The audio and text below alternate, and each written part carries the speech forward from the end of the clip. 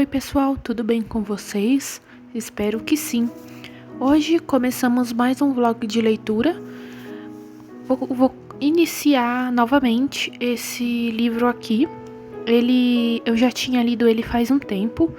Ele foi o meu primeiro livro em inglês, o primeiro livro que eu comprei em inglês. Então eu fiquei muito animada quando eu pude adquirir. Ele é capa dura, tem uma capa bem bonita. Como vocês sabem, esse modelo padrão de livros em inglês tem alguns relevos aqui, como se fossem folhas caindo, eu imagino. Aqui também tem uma lombada bem bonita.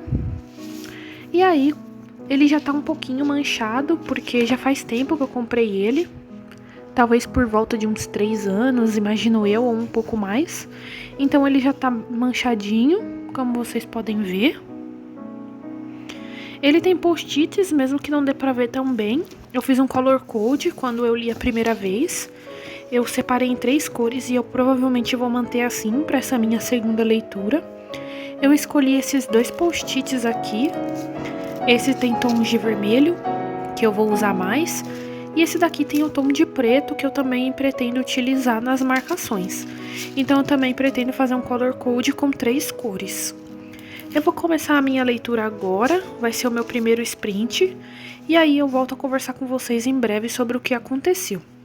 Uma coisa que eu gostaria de comentar é que esse livro, como foi o primeiro que eu comprei, não foi o primeiro que eu li, mas foi a primeira fantasia, a grande fantasia que eu li em inglês, e eu senti muita dificuldade com o inglês daqui, principalmente porque eu não era acostumada, eu tinha lido 1 ou 2 livros apenas em inglês quando eu comprei esse. E eles eram com uma linguagem um pouco mais infantil, que no caso foi Alice no País das Maravilhas e algumas coisas assim. Então eu senti dificuldade quando eu fui ler essa primeira vez, e aí eu acabei sentindo que eu não aproveitei tanto quanto eu poderia essa leitura. Então eu espero que nessa segunda leitura eu possa aproveitar mais, e aí eu volto a conversar com vocês sobre o que eu achei do nível de inglês, se eu continuo achando que é complicado, ou se eu achei que é um pouquinho mais fácil agora.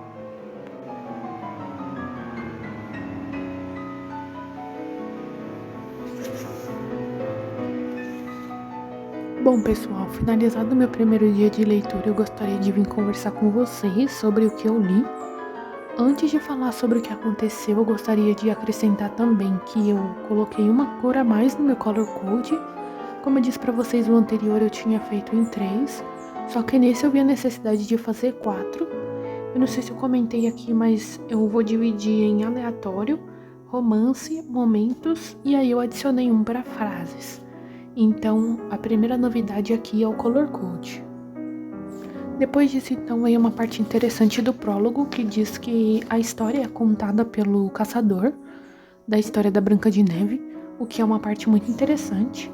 Ao longo do livro, ele vai falando nos capítulos alguns mistérios aqui e outros ali.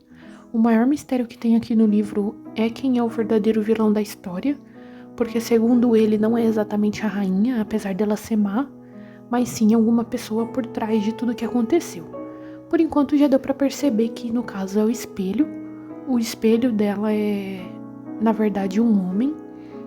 Ele se apresenta como um espelho para ela e faz o mesmo papel do conto de fada original, em que ele mostra as coisas para ela, mostra os perigos e os inimigos.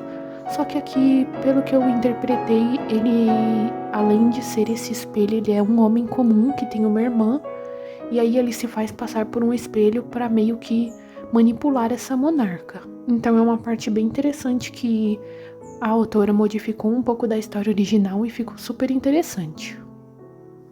Aparentemente ele é um ser bem sombrio que gosta de comer corações, e ele que manda a rainha pegar o coração da princesa, porque ela seria a ruína da rainha. A rainha acaba indo pela influência dele, pelo jeito ele influencia muito as pessoas. Ela vai pela dica que ele dá, e aí nessa história em específico, o caçador consegue realmente tirar o coração da princesa. Ela fica sem coração por um tempo na floresta, morrendo aos poucos, e esse homem que é o espelho vai até lá com a irmã dele e se certifica de que ela está morta. Só que na verdade um personagem também acrescentado aqui estava guardando a alma dela, No caso, esse personagem que eu tô querendo dizer é uma amiga dos 7 anões, porque aqui os 7 anões também estão presentes, só que no caso, além deles, tem mais 2 personagens nessa família, que são uma aranha e uma joaninha. Elas são meio humanizadas assim, não falam nem nada, mas têm ações humanizadas. A aranha, por exemplo, é a cozinheira do grupo, então tem coisas assim bem interessantes. Eu lembro que na primeira vez que eu li o livro eu achei super estranho e não gostei muito desse aspecto, até porque eu odeio aranhas. Mas aqui nessa segunda leitura eu tô aproveitando muito mais, eu sinto que eu tô me divertindo muito mais com essa leitura. Sobre o nível de inglês que eu falei pra vocês, eu já me acostumei com ele, acho que eu tô conseguindo pegar bem mais a história agora com essa segunda leitura e com o tempo que eu estudei inglês. O início da história é aquele que a gente já conhece, então eu não preciso falar muito com vocês. Fiz muitas marcações aqui de informações interessantes e novas nessa história. Eu adoro recontos de contos de fadas, porque eu gosto muito de contos de fadas desde pequena. Então eu adoro uma oportunidade para poder ler livros que tenham a ver com isso. Eu adoro filmes também, que são inspirados em contos como Cinderela, Bela Adormecida, a Branca de Neve, que é o caso daqui. Então eu sempre gosto muito desses recontos. Como eu disse pra vocês, dessa vez eu tô gostando muito mais e tô aproveitando muito mais. Mas eu acho que era mais isso mesmo que eu tinha pra falar com vocês sobre a história. Eu li até a página 80 ontem. É uma leitura que eu tô avançando um pouco mais devagar, mas pelo que eu vi no meu planejamento do ano em que eu li esse livro, eu também li bem devagar. Então eu acho que é comum mesmo dessa história. Até porque eu tô tentando ler com mais atenção dessa vez pra poder aproveitar melhor. Porque eu gosto muito de recontos assim e eu senti que da primeira vez eu não aproveitei tanto. Última coisa interessante aqui, revisitando minhas marcações, eu vi é que com a questão daquele fato de que o caçador realmente tirou o coração da princesa, ele leva o coração dela até a rainha, inventa uma mentira pra corte, dizendo que eles foram atacados por lobos e que ela foi morta, e ele se mata logo em seguida, porque apesar dele ter feito essa maldade e ter anos trabalhando com a rainha com esse tipo de serviço, ele se sentiu muito mal de fazer por isso ele se mata depois, e aí é que ele conta essa história. E o coração dela então já não tá mais com ela, e um dos anões é criador de mecanismos e tudo mais, e ele faz um coração pra ela, mecânico. Então ela tá com as emoções muito variadas e muito intensas, então por enquanto ela não tá conseguindo se controlar direito sobre isso, que é uma coisa bem interessante também, e esse fato em específico eu não me lembrava. A irmã do cara, do vilão daqui da história, já sabe que ela tá viva. Por enquanto eu parei mais nessa parte, então eu não sei o que vai acontecer a partir de agora. Mas esse foi o apanhado geral do que eu li até agora. E por enquanto o que eu mais tô achando interessante, por incrível que pareça, não é a parte do coração, e sim daquelas personagens que são animais meio humanizados aqui, que foi um dos aspectos que eu não gostei na minha última leitura e agora eu tô gostando bem mais. Vou pro meu segundo dia de leitura e aí eu converso com vocês sobre o que aconteceu. Bom, pessoal, hoje então vai ser o meu terceiro dia de leitura, mas resolvi conversar com vocês sobre o meu segundo antes de iniciar. Eu li essa parte aqui, nesse segundo dia então. Parei para conversar com vocês até aqui nessa página 78. A partir daqui aconteceram algumas coisas interessantes.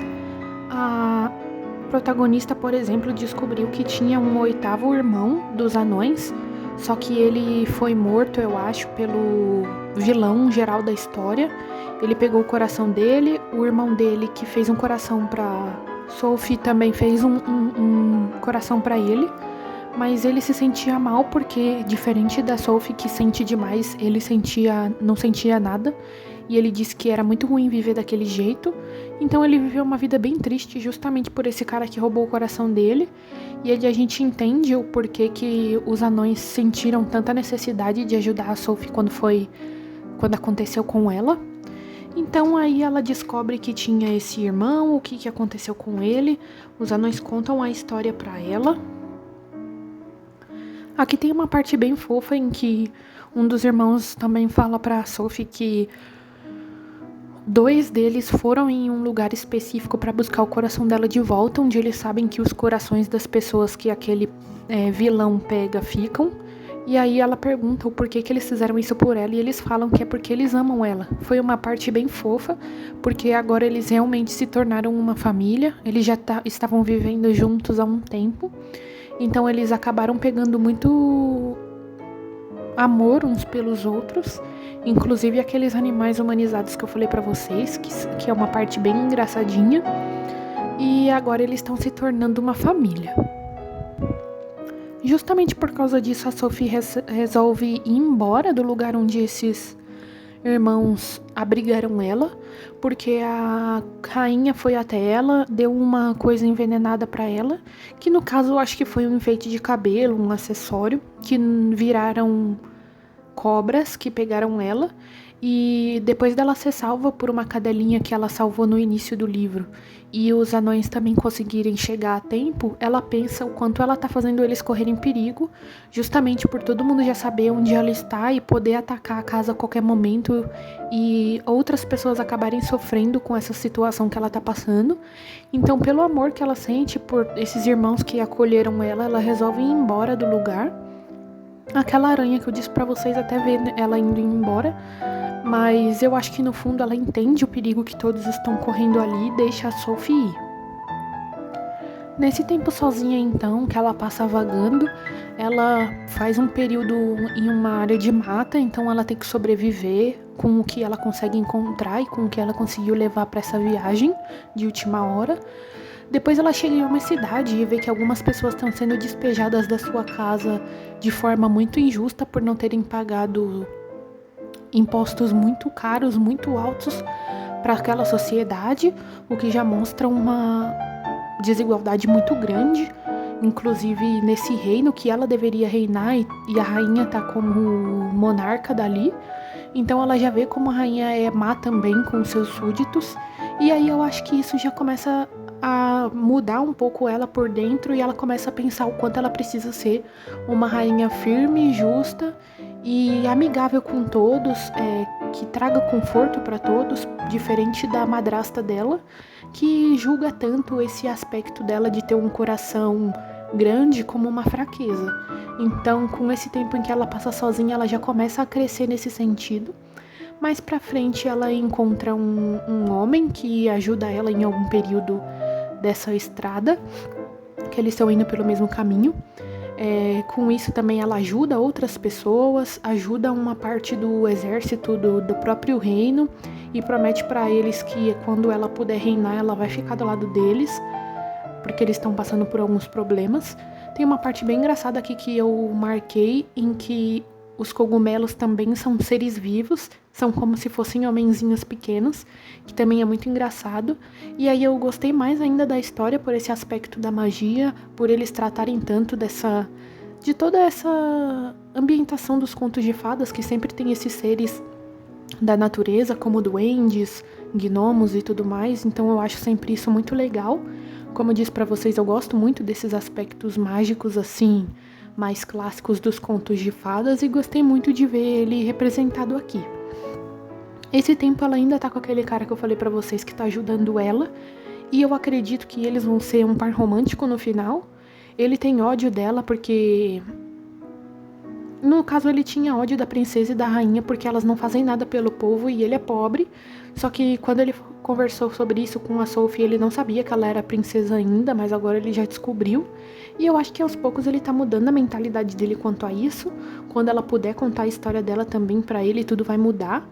Então, eles ainda estão nesse aspecto de se um confia no outro ou não, mas eu já sei que no final provavelmente eles vão ficar juntos. Ele pelo jeito tem uma irmã doente ou uma mãe doente, algo assim. Eu não lembro exatamente o que é, mas eu acho que depois ela vai poder ajudar a família dele também, pelo que eu me lembro um pouquinho da história. Então aos poucos eles vão construindo essa parceria. E aí eu cheguei numa parte agora em que No início do livro parecia que ela ia ficar com um par romântico que é endinheirado, e ela começou a gostar dele, ele pediu ela em casamento, só que depois que ela assumiu, ele não foi atrás dela. Ela acabou pensando que isso se devia a outra coisa, mas que ele continuava amando ela, e já dá pra perceber que isso não é verdade, que ele só tá interessado no posto de futuro rei. Então nós leitores já sabemos que ele não gosta dela, mas ela ainda continua pensando nessa possibilidade. Ela tem um certo sentimento por ele e tem esperanças de que eles possam ser um casal feliz. E aí ele usou isso pra atingir ela, no caso, porque ela tava fugindo. E ele falou que ele tava à procura dela, então eu acho que ela vai se revelar agora e vai meio que estragar o plano. Mas em breve eu acho que ela já vai descobrir que ele também não tá interessado nela em si, e sim na toda a fama, todo o dinheiro do reino. Mas por enquanto eu tô nessa parte de tensão. Eu imagino que eu vá ler mais 2 ou 3 dias desse livro, e aí eu divido com vocês o que aconteceu. Mas eu tô nessa parte e vou continuar a minha leitura a partir da página 152. Mais um dia de leitura começando. Hoje o que vai ser o 4º dia. Eu espero terminar um livro hoje, faltam umas 90 páginas para eu acabar, imagino eu. Eu ainda vou ver se vai dar certo, não quero ler com pressa nem nada assim. Ontem eu parei aqui na página 222, foi até onde eu consegui chegar, aqui no capítulo 62. Aconteceram coisas interessantes na minha leitura, mas de modo geral, a Sophie, como eu disse pra vocês, tinha sido chamada por aquele príncipe que queria casar com ela. E aí ela caiu na arapuca dele e nesse momento ela acaba descobrindo que ele não queria o amor dela, e sim o dinheiro e a posição, o status social.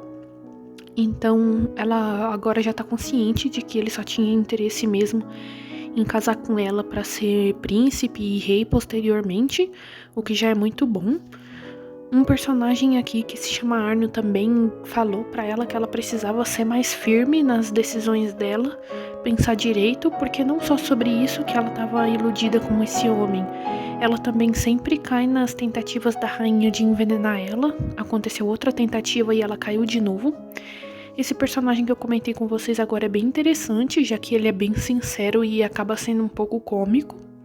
E aí ele abriu os olhos dela quanto a isso e agora ela tá mais desperta.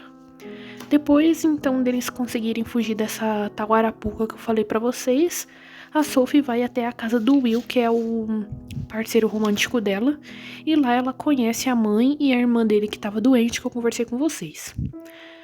Por aí ela também vai pegando mais consciência social do papel dela na sociedade como monarca, o que ela pode fazer para mudar a vida das pessoas menos abastadas, e isso tudo ajuda ela a crescer bastante. Ela é uma personagem inocente igual a Branca de Neve do conto de fadas original. Então, apesar de ser uma coisa um pouco irritante, é compreensível, porque realmente a personagem é assim lá. E eu acho que a autora quis manter essa inocência dela aqui. Mas agora ela já tá em um momento em que ela tá aprendendo bem mais sobre a vida, sobre a sociedade, sobre a posição dela. Depois dela passar um tempo na casa do Will e da família dele, ela resolve ir embora, também pelo mesmo motivo da casa dos anões, de proteger eles de um possível perigo. E aí ela deixa uma carta falando que ela vai atrás do coração dela, sozinha. Só que aí no caso depois o Will e o Arno vão atrás dela e conseguem achar ela com a ajuda daquela cadelinha, que consegue encontrar ela pelo cheiro. Então eles já estão juntos de novo em busca do coração dela, já que o coração que aquele anão fez pra ela não era forte o suficiente pra durar muito tempo de vida. Então de qualquer forma ela teria que ir atrás do coração dela de verdade em algum momento. E é nesse momento em que eu parei, foi mais isso que aconteceu mesmo durante esse período. Uma coisa que eu gostaria de conversar com vocês é que eu tô sentindo falta dos irmãos e daqueles bichos que eu falei pra vocês, da aranha e da Joaninha, que eu gostei muito daqueles personagens, eu me apeguei um pouco a eles no início dessa história, então eu gostaria que eles voltassem. 2 deles estão no mesmo caminho que a Sophie agora, em busca do coração, então talvez mais pra frente eles se encontrem, mas por enquanto já faz um tempo em que nenhum dos irmãos anões aparece na história, e eu sinto falta deles, espero que eles possam se encontrar no futuro. E enfim, a parte mais interessante agora é realmente essa consciência da Sophie, esse crescimento pessoal dela. Ela tá muito mais motivada agora a pegar a coroa de volta e fazer a diferença onde ela pode fazer. Então essa é a parte mais legal agora e que eu tô mais ansiosa pra acontecer. Então eu vou fazer a minha leitura hoje. Como eu disse pra vocês, a minha meta é finalizar o livro, mas ainda não sei se eu vou conseguir. E aí eu volto a conversar com vocês quando eu finalizar de qualquer forma. Finalizada a minha leitura, então, eu vim conversar com vocês sobre o que aconteceu nas páginas finais. Como eu disse pra vocês, eu tinha parado aqui na página 222, e aí eu li o resto do que sobrava do livro em um dia mesmo, e fiz muitas marcações para conversar com vocês. A primeira coisa interessante a se dizer é que de novo a Sophie cai em uma das arapucas da rainha, e dessa vez foi a famosa maçã que é tão presente e tão importante no conto original. Uma senhora tá vendendo maçãs ali e ela compra a moça diz pra ela experimentar porque a maçã dela é famosa por ser muito deliciosa, e aí acaba acontecendo o que a gente já sabe. Só que aí aqui no livro essa parte se desenrola rápido, porque os amigos que estavam viajando com a Sophie já encontram ela, levam ela pra casa dos anões, e aí eles aparecem de novo, que eu disse pra vocês que eu tava ansiosa pra esse momento. Todos eles ficam muito tristes pela morte dela, eles checam se ela tá respirando, se ela tem pulsação e tudo mais, e veem que não tem. Então eles ficam muito tristes, porque como eu disse pra vocês, eles já se reconheciam como uma família. E então os anões decidem fazer um caixão de vidro pra ela. E não enterrar ela porque ela merece sentir a luz do sol, a chuva e coisas da natureza que eles sabem que ela gostava em vida. Então, depois deles trabalharem bastante para conseguir isso, eles fazem o tal caixão de vidro. E aquele menininho que aparece no início da história vem até ela porque estava sentindo falta dela, descobre que ela faleceu. E aí ele vai se despedir dela no caixão de vidro e acaba derrubando, porque desde o início do livro ele é bem desastrado. E com isso ele quebra o que é o trabalho dos anões e ao mesmo tempo derruba ela, e a maçã na verdade estava presa na garganta dela e ela sobrevive. Então todo mundo descobre que na verdade ela estava engasgada e não exatamente morta. Essa é uma parte bem engraçada, com os anões e tudo mais. E aí, a partir disso, vem a parte final da história. Depois disso, então, ela decide realmente ir atrás do coração dela. E o Will desapareceu, então ela vai só com o Arno. Ele diz que vai caçar passarinhos, só que ele disse pra Sophie que ele não caça passarinhos porque ele gosta muito deles. Ele caça só coelhos e outros tipos de animais, então ela fica intrigada com isso. E mais pra frente ela descobre que esse tal passarinho que ele tava caçando era o Corvus, que é aquele tal vilão da história, que na verdade é o espelho. Então essa sacada também ficou muito boa no livro. Mas continuando com o enredo, ela vai até o lugar onde o coração dela estaria. E lá ela encontra os dois anões que foram atrás do coração dela por ela. Lá nessa parte ela tá indo pra esse castelo do Corvus e da irmã dele para buscar o coração, e ela passa por muitas provações, porque em volta tem muitas criaturas mágicas que acabam fazendo mal às pessoas, criam ilusões, prende essas pessoas, então muitas coisas acontecem nesse meio tempo até ela conseguir chegar no castelo de verdade. Ela chega lá então e, dando uma bela resumida, ela descobre que o Corvus na verdade é o Medo, que é então o vilão principal da história, que o caçador fala desde o início que a gente descobriria em breve quem é o verdadeiro vilão. E essa é uma parte muito interessante, porque então o livro no geral fala como o medo acaba impedindo a gente de fazer as coisas, como escutar a voz dos outros e não escutar a sua própria voz pode te levar a caminhos ruins. A Sophie, por exemplo, tinha amor, tinha solidariedade, tinha empatia no coração dela, mas as pessoas sempre falavam que ela era muito fraca por isso, e o fato dela acreditar nisso foi justamente a ruína dela. Se ela não tivesse acreditado em tudo isso e tivesse confiado em si mesma, nada disso teria acontecido. Então o livro fala justamente disso. Isso fica bem mais claro aqui no final. O caçador continua sendo narrador e fala sobre essas coisas para nós leitores.